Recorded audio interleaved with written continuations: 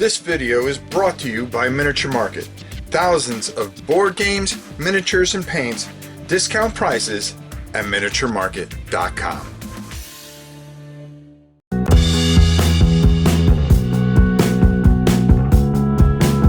Hey everybody, it's your old pal. Welcome to another War and Pieces. Today we are going to be looking at something that I was completely blown away with, and that is Waterloo, Napoleon's last battle.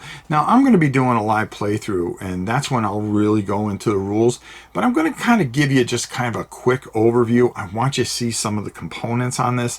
I want you to see how beautiful and why I am raving about this first game from this brand new company. I don't think you're going to be disappointed. Let's go down to the table.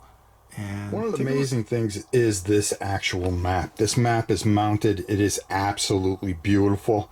The landscape just completely just it's a beautiful reproduction of the area in which this battle was fought.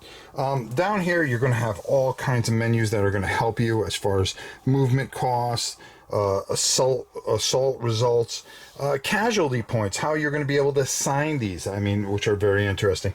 Your sequence of play is going to be here. Over here is your impulse track, your turn counter, which as you know, starts at 11 a.m. and ends at 8 o'clock in the evening. And then it's going to be a tug of war here as far as victory points go, and you're going to see who's going to come out on top. If any time during the game you reach French victory, well, guess what? The game stops immediately. But if the game was actually to go to the 8 o'clock, the final turn there, you'll add up and see who has the most victory points, and a winner will be awarded. Now, everything here is just absolutely, the counters are beautiful. Really done very well.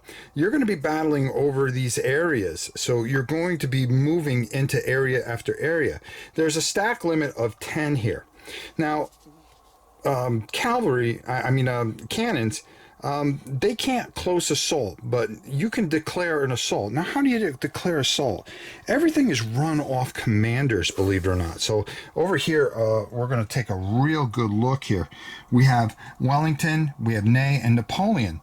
So your first sequence of play is your commander phase. You're going to find out if he was here or not, okay, if he's spent or not, if you can use Napoleon. Because traditionally, during this battle, Napoleon wasn't feeling well, and there's in the manual, it is just beautifully portrayed, and they have some great historical notes. You have an 8 here, which you're going to roll to start off with. I rolled a 5, so that means Napoleon will be spent, okay, and cannot be used. But the French had something very interesting in the fact that Ney was doing a lot of the commanding, so you will be able to use him. Now, commanders have special actions, and they are actually kept off the board. Okay, Wellington, Ney, and the other commanders are kept well off the board, so you can utilize them. What you're going to do is try to roll over this number so you can activate these units. Now, particularly, you want to try to activate this unit. So you're going to go and you're going to roll. And I rolled a 6. That's not good enough to activate. So that would be the end of your turn. Then if you wanted to try to have Wellington do something, well, he rolled a 6. That isn't enough to cut the mustard and get the thing going. So you would move up on the impulse track. The neat thing is then there is what's called a sunset roll. Okay. And what's going to happen is you are going to roll, the allies are going to roll 2 dice, and it's over 1, which isn't hard on 2 dice. It means that the turn will keep on going. But say, for instance, we're on 6 and we roll. Well, we rolled 11. It would keep on going. But for instance, let's just say that we rolled a 5. Well, 5 is less than 6. That would end the turn, and then we would start all over again. The phases are rally phases. If anybody, when they go to fight, combat is pretty simple. You're going to pick a point person, okay? And that is going to be the point for here and a point for here. Okay, and then you're going to move your units, attempt to move your units into there to assault. Now, what you're going to do is you're going to add up, and they're going to add up their area. So that would be double, which is 8. So they have a defense of 8, plus, depending on what kind of units you have in there. You'll have skirmishers, which will give you certain bonuses. Riflemen will give you certain bonuses. And the same attacking on this side, you will have certain bonuses as you go in there. Now, you're going to come up with your plus and minuses and things like that, and then you're both going to roll 2 dice. You're going to add that value. Say, for instance, here, the British were plus 9, and the attacking unit, which would be, they would have a defense of 9, and our French attacking unit has a 5 attacking. Well, you would roll all your dice at once, okay? And then you would add your modifiers, and obviously the defense would win. And what happens is of course the top guy is going to be exhausted for each unit. Both point people are going to be exhausted. So when it comes back to the rally phase, you will have a chance to roll your commanders to see if you can rally 2 units. And you're going to want to do that because after you get hit again, you're going to be eliminated. For skirmishers, they get hit once and, well, they're out of the game. So it's a lot of cat and mouse and trying to figure out which guy to activate, who you can activate, how many impulses that you're going to have in order to do your moves and the things that you want to accomplish. There's a grand battery phase. If you remember, there was a grand battery, and you're going to be able to in direct fire here. We don't have them out right here. We're not going to set all that up. But then you're going to have your action phase, where you're going to try to do actions within your impulses and try to get your leaders to activate certain units, because this is going to be pretty well covered as we're going to show you right now. Again, the beauty of this is that everything is made so easy for you.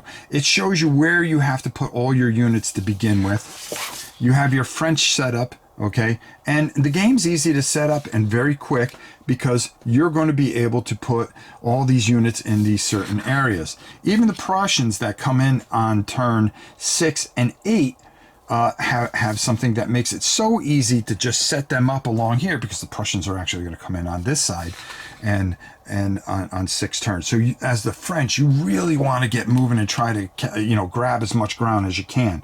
The player aid charts are just absolutely fantastic, well explained. They tell you everything, and when you attack and should you be successful and get through there, the beauty of this is that it shows you whatever the roll over that you defeated somebody. I say you defeated somebody by 4 points. Well, that becomes CPs, and you have to account for all those CPs.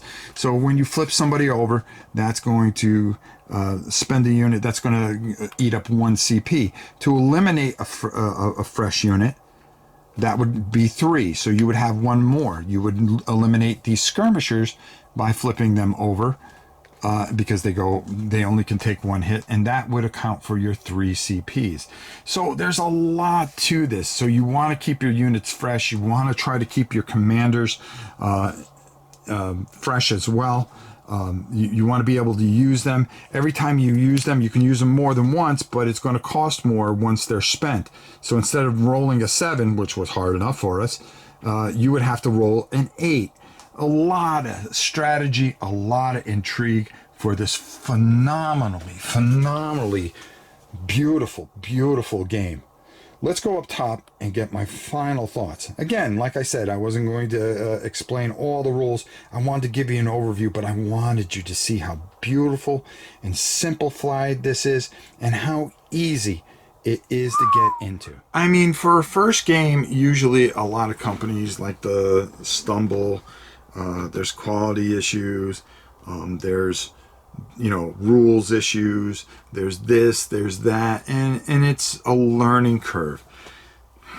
Man, this company does not act like a new company. This company does not do things like this is their first game. This is smooth. It is elegant. It's well documented. I mean, the rules are phenomenal on it, giving you background and history as you go. So, you don't have this whole blurb at the end of the rules. It's built into the rules and explaining why they did certain things. And it intrigues you even more to pick up and play this wonderful, wonderful game. I played it, and it is flawless. I really enjoyed it, and it was easy to learn, impossible to master, but just overall enjoyable beyond words. I love this, and I've got to give it my highest of marks. I'm telling you, go check this out. This company is phenomenal. I can't wait to see what they do next. And it's companionwargames.com. Go to companionwargames.com. Get yourself a copy of this. You will not be disappointed. Whether you're a novice wargamer or an experienced wargamer, this is a real joy. Go check it out. Until next time, for War and Pieces, it's your old pal Rob. We'll see you soon.